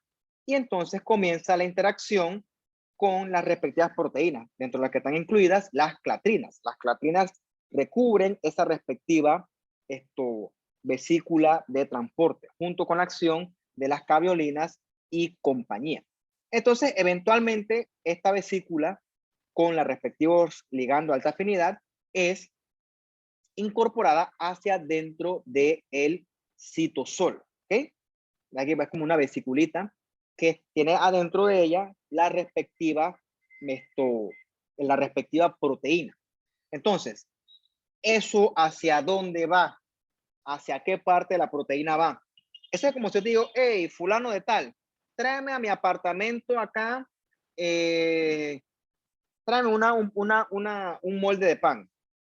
Un edificio de 29 pisos, 5 pisos por apartamento. O sea, tú te vas a perder. ¿Me explico? Tú te vas a perder porque si yo no te digo en cuál apartamento es, tú vas a ir piso por piso y nunca me vas a encontrar. Entonces, ¿cómo la proteína o cómo la vesícula sabe hacia dónde tiene que ir? Bueno, dentro de la célula ocurre algo que se llama el tráfico de vesículas, donde las vesículas saben a dónde tienen que ir dependiendo de a dónde son requeridas. ¿Ok? Ese tráfico de vesículas está guiado por estas proteínas RAP o proteínas RAB, que son GTPasas que van guiando ese tráfico de vesículas. Ocurre dentro de este famoso compartimento endosomal, o sea, dentro de la célula. De manera que esta vesícula recubierta llega hacia donde tiene que ir, ponte que sea el citosol, ponte que sea otro organelo, a donde sea que tiene que ir. Y otra cosa importante es que eventualmente, cuando la vesiculita esta entrega su contenido, ella vuelve y regresa y se reincorpora de vuelta a la membrana plasmática. No es que esos fosfolípidos se pierden, no es que la creatina se pierde. Todo eso vuelve a reciclarse porque el proceso vuelve y se repite. ¿Okay? El proceso de longitosis mediada por receptores vuelve y se repite. Porque les reitero, la célula es un ente altamente dinámico. No es que eso ocurra una vez y ya, no, eso ocurre a cada rato. O sea, hay células cuya función es incorporar elementos dentro de su citoplasma constantemente. Todo eso va a ir en función de cuál sea la respectiva función de la célula. Bien. El proceso contrario, déjame revisar el teléfono. Se está haciendo tarde, perdón por la palabra. El proceso contrario a la endocitosis es la exocitosis. En este caso es movilizar moléculas, en este caso macromoléculas, hacia afuera. ¿Okay? La célula genera la macromolécula y entonces la envía hacia afuera de la membrana. En este caso son macromoléculas para la exportación. O sea que la exocitosis es sobre todo en moléculas que fabrican proteínas para la exportación. Un buen ejemplo de esto es los fibroblastos que secretan colágeno que está destinado a formar parte de la matriz extracelular. Entonces, esta matriz extracelular, me enredé porque me están escribiendo de otro lado. Vamos para atrás con el fibroblasto. El fibroblasto genera colágeno. El colágeno es un elemento muy importante de la matriz extracelular. El fibroblasto tiene que generar mucho colágeno para poder enviarlo hacia afuera de la matriz extracelular. Del fibroblasto vamos a hablar un poquito más cuando vemos la clase del tejido conectivo. Importante, al igual que con el ejemplo anterior, aquí nada se pierde. La vesícula de transporte vuelve a fusionarse con la membrana plasmática y todo eso vuelve a reciclarse. Déjame conectar con una cosa rapidito y sigo. Me ocupo ahorita. Bien. Por general, esa exocitosis es estimulada o es activada cuando aumenta la concentración de calcio dentro de la célula. Te repito, esa fusión de la vesícula de transporte con la membrana es bien regulada, ¿ok? Nada se pierde. O sea, todo esto, la vesícula interactúa de una forma bien compleja con la membrana, de manera que el producto pueda llevarse hacia el medio extracelular. Esta exocitosis, ocurre esencialmente por dos vías. Una que es la secreción constitutiva y otra que es la secreción regulada. La secreción constitutiva, como dice la palabra, ocurre siempre. Productos que son liberados continuamente de la célula. El ejemplo fue el que les puse anteriormente. El fibroblasto que produce y secreta constantemente colágeno. O sea, siempre está botando colágeno él. Pero ¿qué pasa? El colágeno es enorme, es grandísimo, y para que él pueda salir de la célula requiere la respectiva fusión con la membrana plasmática. ¿Okay? Recuerda que es una molécula muy grande. La contraparte sería la secreción regulada, o sea que solamente se da cuando la célula secreta en función a ciertas señales. O sea, para que la célula secrete, tiene que recibir una señal del medio extracelular. Un buen ejemplo de esto ocurre en el páncreas. A manera de resumen, el páncreas secreta enzimas que ayudan a terminar la digestión, ¿ok? Pero obviamente esas enzimas solamente se van a liberar cuando tú estás comiendo y el contenido llega al duodeno. Solamente en estas circunstancias. Cuando el contenido alimentario llega al duodeno, se comienzan a secretar un montón de hormonas que activan los acinos del páncreas para que estos secreten, entre otras cosas, enzimas que van a ayudar a la digestión. Solamente eso ocurrió gracias a la señal hormonal. No es que tu páncreas está siempre secretando hormonas porque le da la gana, no. Eso ocurre regularmente en función de una señal. Algo similar ocurre también con ciertas glándulas. Las glándulas solamente secretan en función de que están siendo estimuladas por una respectiva señal. ¿Okay? De eso vamos a hablar un poquito más cuando lleguemos a nosotros a la clase de los epitelios. Bien. Creo que esto lo hemos mencionado ya, pero bueno, vamos igual a volver a recapitularlo. Nada se pierde aquí. ¿Okay? La vesícula que se incorpora o que se fusiona en la membrana todo eso constantemente se va reciclando. Ninguna parte de la membrana se pierde, todo se recicla para poder continuar o para poder seguir ese ciclo de transporte de membrana. Esa alta regulación del transporte de membranas dentro y fuera de la célula, dependiendo de, a eso se le llama tráfico de membrana. Constantemente la célula está recibiendo y está exportando macromoléculas que vienen recubiertas de membrana. O sea, toda esa membrana se va reciclando dependiendo de, ¿ok? Se llama tráfico de membrana y es un proceso también altamente regulado. O sea, la célula no desperdicia nada. La célula todo lo va respectivamente reciclando. Ups, ¿qué pasó? ¿Qué pasó? Bien. Déjame una cosita aquí rápido porque me desconcentró y seguimos.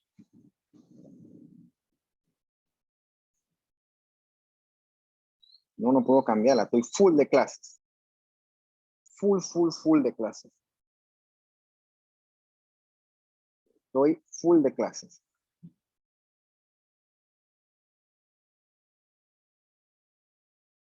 Oh, bien.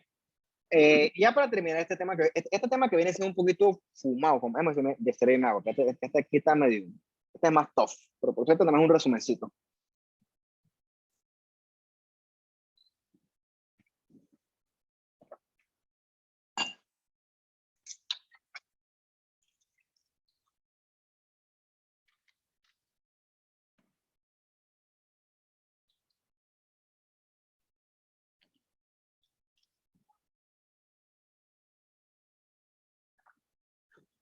Hablamos nosotros que la célula no está divorciada de su medio, sino que la célula necesita recibir señales que vienen de afuera para poder entonces desempeñar una función.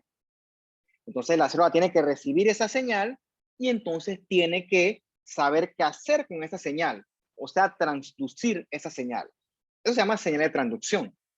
Es como si, por ejemplo, yo te llamo a ti y te digo, hey, fulano de tal, tienes que hacer una tarea así, así, así. O sea, tú tienes que recibir la señal y entender el mensaje para poder cumplir la función. ¿Ok? De nada, si no, nunca vas a poder hacer el trabajo y yo te voy a calificar mal.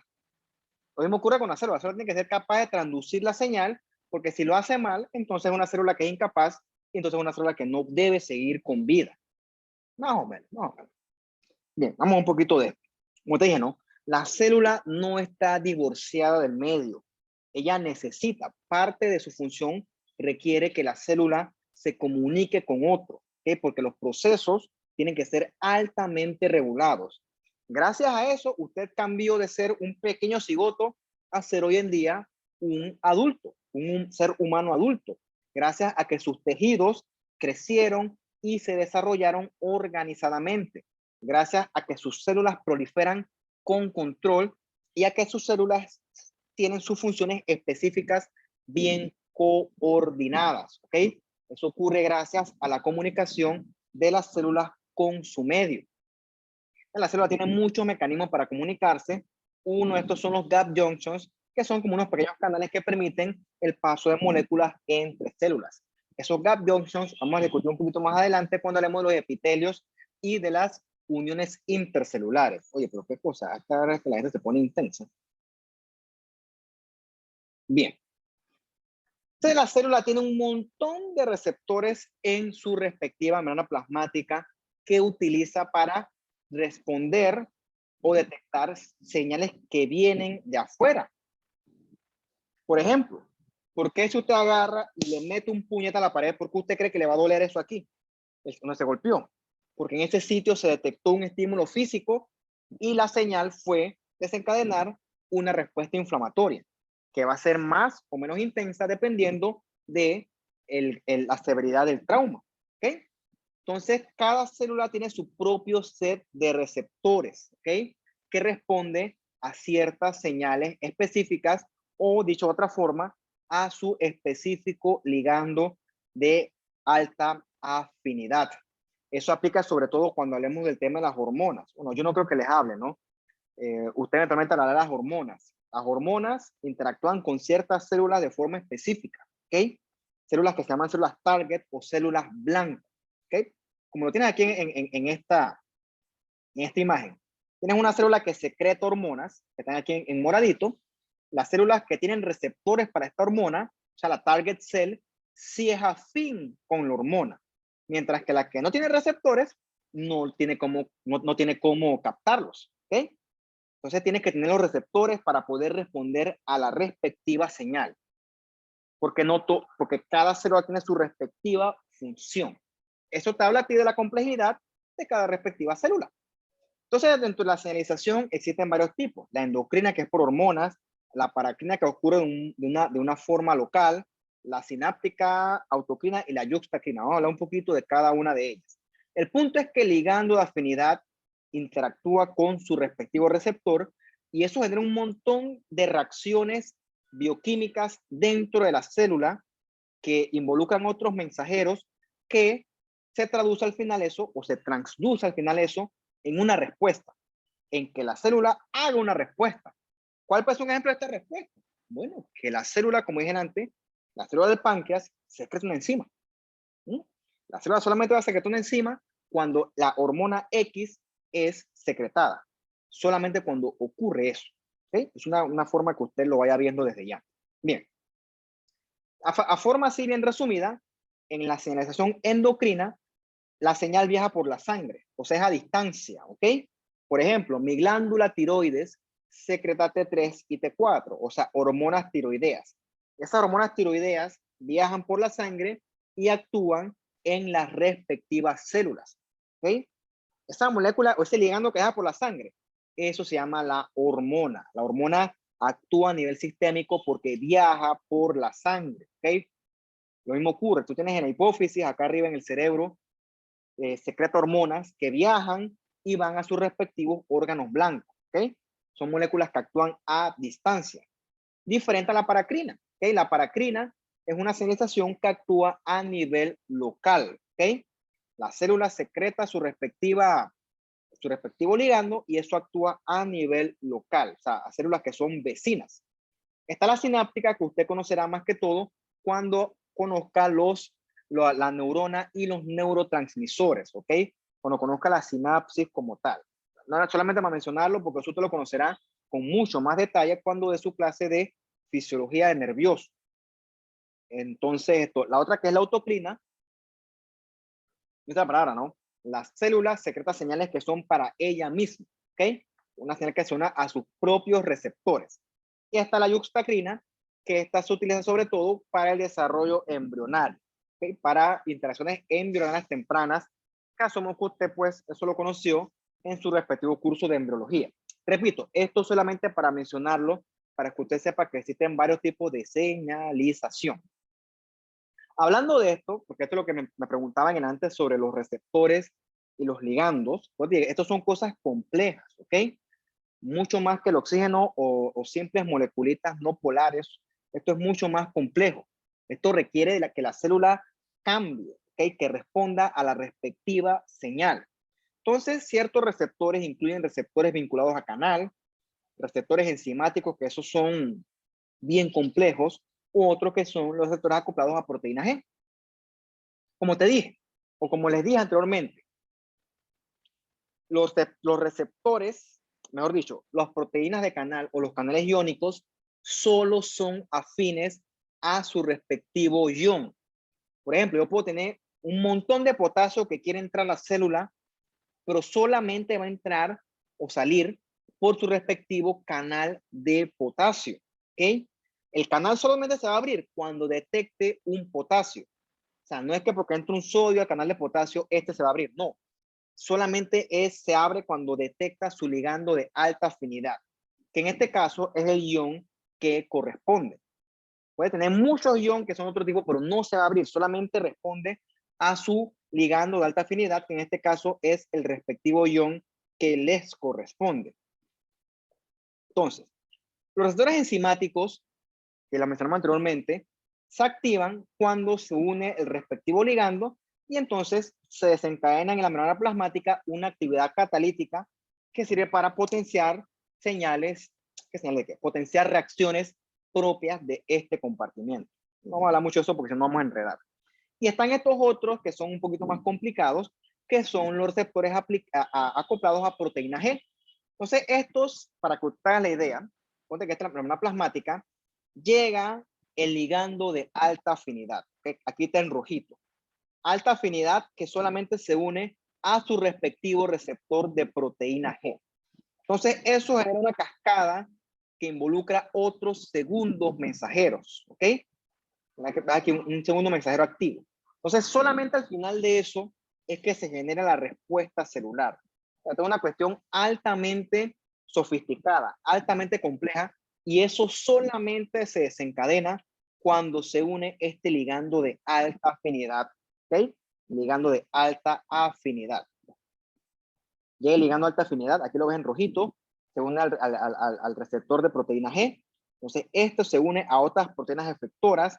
Esto desencadena otros ligandos, otros segundos mensajeros. Suena un montón de reacciones enzimáticas al nivel del citosol, que al final eso se traduce en que una enzima se active o no. O sea, se genera una respuesta o no. ¿Ok? Es un resumen solamente, repito, yo no se metan en esto porque esto es bastante más complicado. Otro ejemplo es este que está aquí, una proteína o un canal iónico. Solamente se abre cuando se une a su respectivo ion. ¿Ok? Recuerda, los canales de sodio solamente son afines a sodio, a nadie más. Y lo mismo aplica con los otros respectivos canales. Entonces, lección hasta este punto. Los respectivos receptores solamente son afines, valga la redundancia, a sus propios ligandos de alta afinidad. Eso te habla de la complejidad y, por así decirlo, la exclusividad a la que trabajan nuestras células. ¿Okay? Eso es altamente regulado, altamente regulado. Bien, para entender un poquito de esto, ¿no? Si el receptor es defectuoso, el mensaje nunca va a llegar. Y si el mensaje nunca llega, la célula nunca va a cumplir la respectiva función. Un ejemplo de esto puede ser este enanismo, ¿no? En el enanismo, los receptores de hormona de crecimiento no sirven, son defectuosos.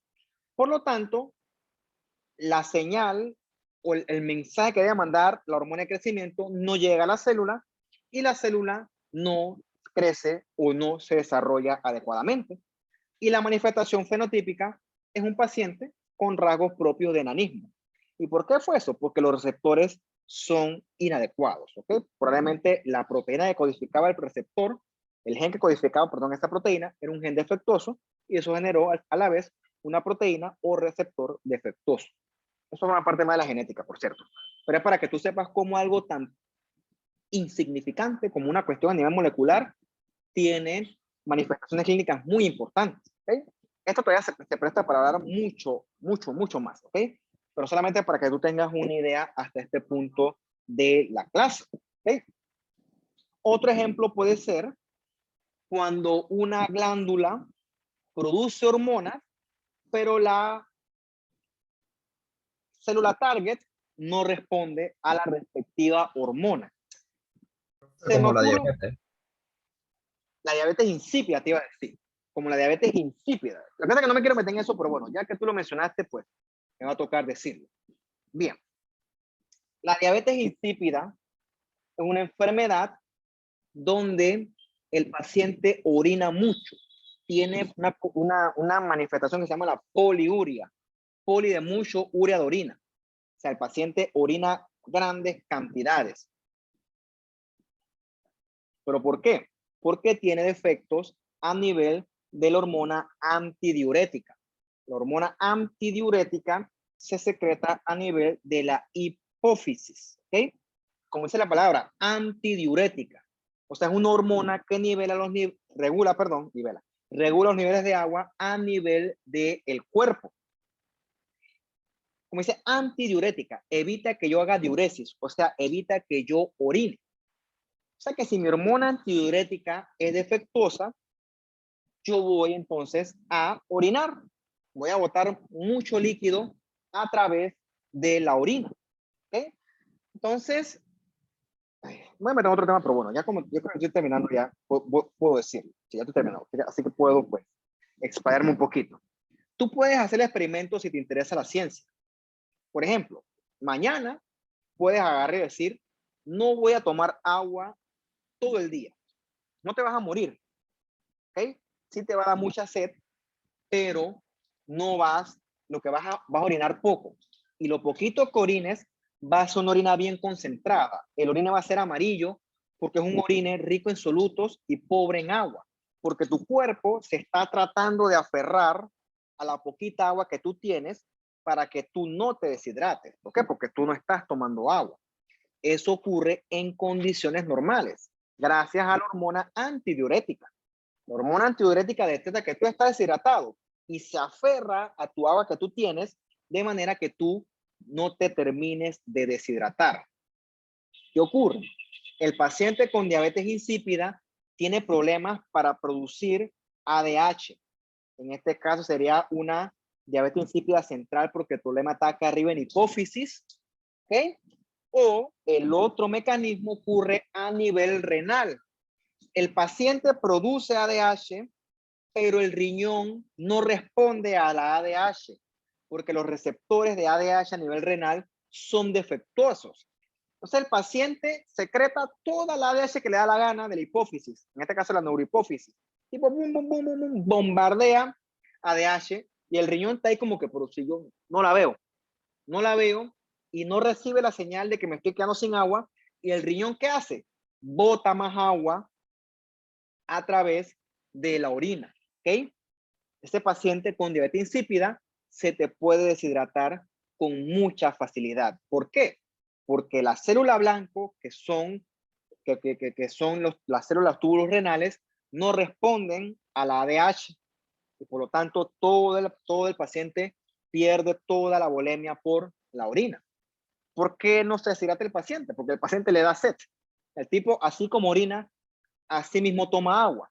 Por lo tanto, no tiene mayor tipo de consecuencia clínica. El tipo es una hipernatremia, habiendo dicho eso. Pero bueno, es otro tema. ¿Verdad? Que eso yo lo sé porque eso lo doy en otra materia que se llama fisiopatología, pero en la latina. Entonces, ¿cuál es el problema? El problema es cuando el paciente no puede ingerir agua. Un buen ejemplo de esto ocurre en un abuelito encamado. Ese paciente se te va a deshidratar, ¿ok? Porque él no puede pararse, ir a la nevera y tomar agua a él. Es un paciente que tenga un problema, que está encamado o que tiene dificultad para la ingesta, entonces ese es el que te puede complicar. Pero ¿cuál fue el mecanismo fisiopatológico de esto? La glándula está íntegra, la hormona está íntegra, pero el receptor es el que está defectuoso y por lo tanto el paciente tiene una enfermedad con sus respectivas manifestaciones clínicas. En este caso, la manifestación clínica, ¿cuál es? La poliuria, que va a conllevar que el paciente quede hipernatrémico y que potencialmente quede deshidratado. Eso es un ejemplo de cómo funciona un receptor defectuoso en este caso. Un ejemplo bonito, por cierto. Les exhorto a que usted, si le interesa, pues amplíe. Bien. Entonces, ¿qué ocurre? Pues esto es lo que dije anteriormente, ¿no? Llega un ligando de alta afinidad, interactúa con el receptor, eso genera una cascada de señales, eso va a generar entonces cambios en el citoplasma, en el núcleo o en ambos, dependiendo del tipo de señal, y a veces la señal tiene que ampliarse. Para eso participan los segundos mensajeros, estos que están aquí, el adenosín monofosfato cíclico, el diacilglicerol o el inositol trifosfato. Esos son segundos mensajeros que lo que hacen es amplificar la señal de manera que la respuesta sea amplificada o sea regulada. No nos metamos hasta allá porque es un poco más complicado, pero bueno, no nos enredemos con eso, ¿ok? O sea, solamente para que usted sepa que todo eso ocurre dentro de la célula dependiendo del tipo de señal que se esté manejando en su momento. O sea, ves que esto es mucho más complicado que un simple canal de sodio, ¿ok? Para que tú veas lo complicado o lo complejo de las interacciones que ocurren dentro de tu célula.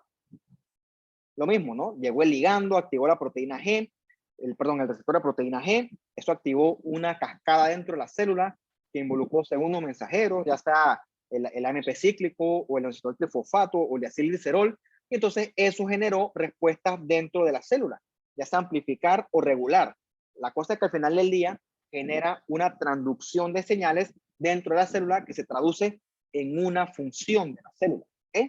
Dependiendo de, obviamente. Bien, bueno, ese segundo mensajero va a servir sobre todo para amplificar la segunda señal. Perdón, para amplificar la primera señal, sorry. Es que ya estoy como medio sobre el tiempo. El punto es que eso va a llevar a que la célula cambie, si hace falta, una expresión de genes. Un buen ejemplo de esto es cuando tu cuerpo necesita tu neutrófilo. El ejemplo neutrófilo. El neutrófilo, de forma normal, no está atacando. ¿Okay? El neutrófilo solo ataca cuando detecta una bacteria. ¿Okay? Cuando lo llaman a pelear, porque realmente no es el que detecta, él es llamado por otras células que andan vigilando por ahí, células centinelas. Entonces, cuando él lo llaman, el tipo cambia, su expresión genética cambia y entonces él se convierte de un neutrófilo dormido o silente, se convierte en un neutrófilo activado. ¿Okay? El tipo le suelta el seguro a la pistola y el tipo se convierte en un fagocitador activo. ¿Okay? Gracias a que recibió una respectiva señal. O sea, el comportamiento de ese neutrófilo dormidito cambió, se convirtió en un neutrófilo agresivo, en un neutrófilo destructor. Para que te hagas una idea, ¿no? ¿Cómo más o menos va funcionando esto? Creo que esta es la última. Esta clase es un poquito larga, por cierto, no hay forma, no encontró forma en tantos cursos, se lo acorta, pero bueno, es para que tú te hagas haciendo una idea de más o menos cómo va funcionando esto. Tengo espacio igual para preguntas o comentarios si ustedes tienen, así que son bienvenidos. A ver, Una dime. pregunta. Un defecto de los receptores puede ser cuando en la diabetes, creo que tipo 2 las células no captan el receptor de insulina producido por el páncreas. Bueno, en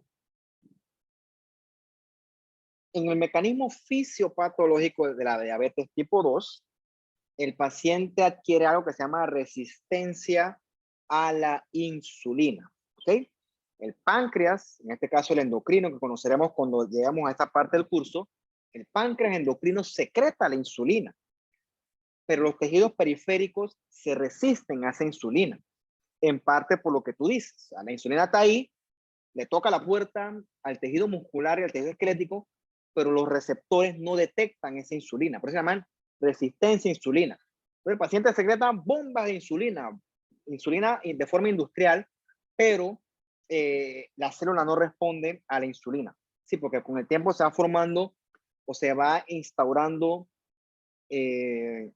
una resistencia a responder a la insulina. Sí, por un tema, pero en este caso no es una cuestión congénita ni de nacimiento, en este caso es una cuestión adquirida. ¿Okay? El paciente diabético tipo 2 sí tiene o sí puede tener cierta predisposición genética, pero esta predisposición genética es disparada por factores del ambiente. ¿Como cuál? Como un aumento de peso. Ponte que yo ahorita con mi peso me hace una glucosa en ayuno y estoy bien, pero ponte que subo 100 libras y soy diabético. ¿Okay? Quiere decir que yo tengo un perfil genético que se desenmascaró gracias a un factor del ambiente que fue el aumento de peso. Entonces, ese aumento de peso cambió el perfil de mis células y ahora mis receptores, como tú ya acabas de decir, se resisten a esa insulina. Lo bonito es que lo contrario puede ocurrir. Yo bajo de peso y entonces la célula vuelve entonces a reconocer bien la insulina y entonces el paciente llega a niveles normales o estables de glucosa en sangre. Eso ocurre. El paciente diabético tipo 2 se beneficia de bajar de peso, hacer ejercicio, modificar la dieta, muchas cosas que tú conocerás en tus otros cursos. Pero sí, los receptores se ponen como perezosos. ¿Okay? Los receptores se ponen lentos, no captan la insulina y por lo tanto el azúcar que debe incorporarse hacia dentro de la célula, el azúcar se queda en la sangre. Por eso que el paciente, tú le mides el azúcar en sangre y está elevado, el paciente está hiperglucémico porque el azúcar que debería incorporarse sobre todo al tejido muscular y al tejido adiposo, toda se queda en la sangre porque los receptores las células están perezosas, por así decirlo, así como yo me la imagino, perezosas de captar la insulina para poderse captar esa glucosa e incorporarla a su respectivo citoplasma. Por ahí más o menos va la cosa. Ok, profe. ¿Y proteoglucano? ¿El complejo de proteoglucano es lo mismo que el glucocálix? No, los proteoglucanos, eso lo vamos a hablar en la clase de tejido conectivo. ¿Okay? Los proteoglucanos son otro tipo de moléculas con otras funciones.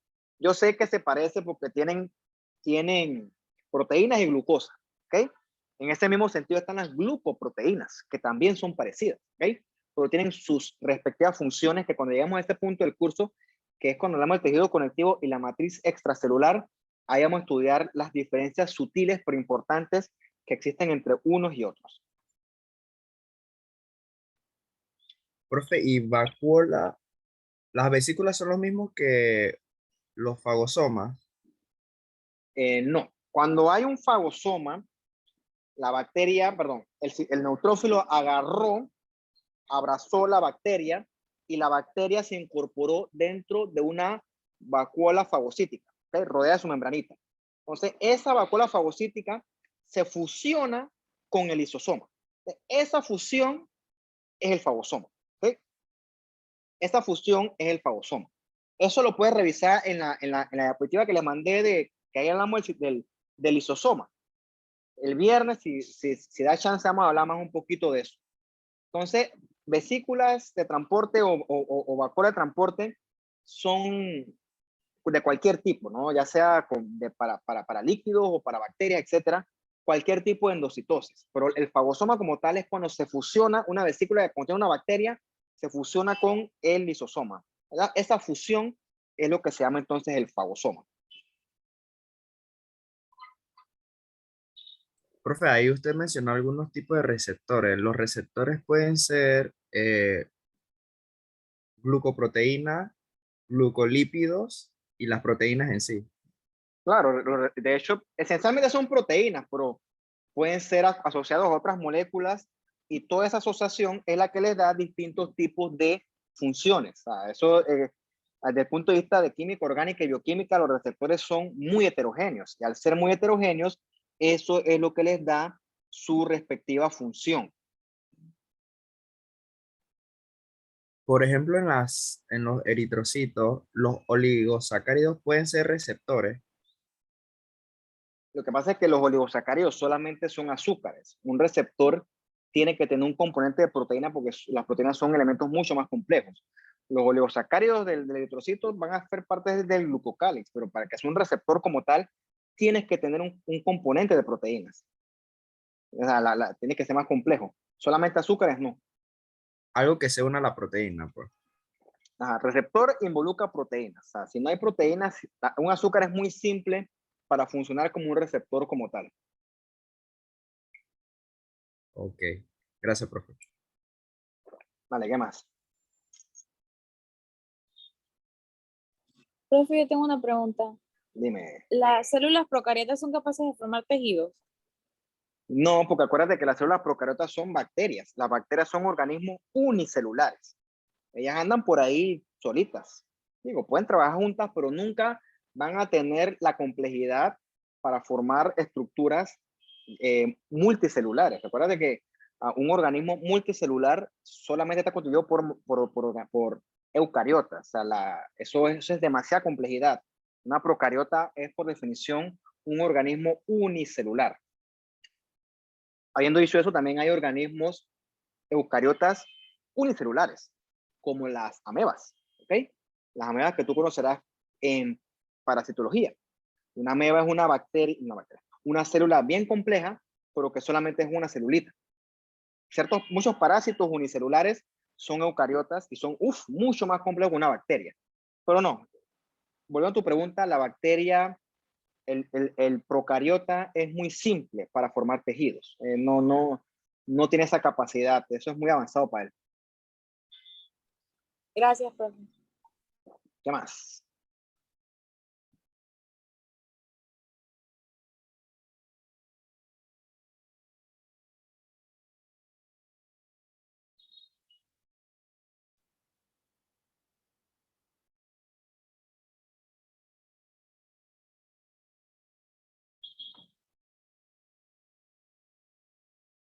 Bueno, si no hay más preguntas, pues repasen o alguien me dice algo. Profe, lo de la prueba diagnóstica es hoy a las 7, ¿verdad? Te hablo de una prueba Sí, diagnóstica de Edmodo.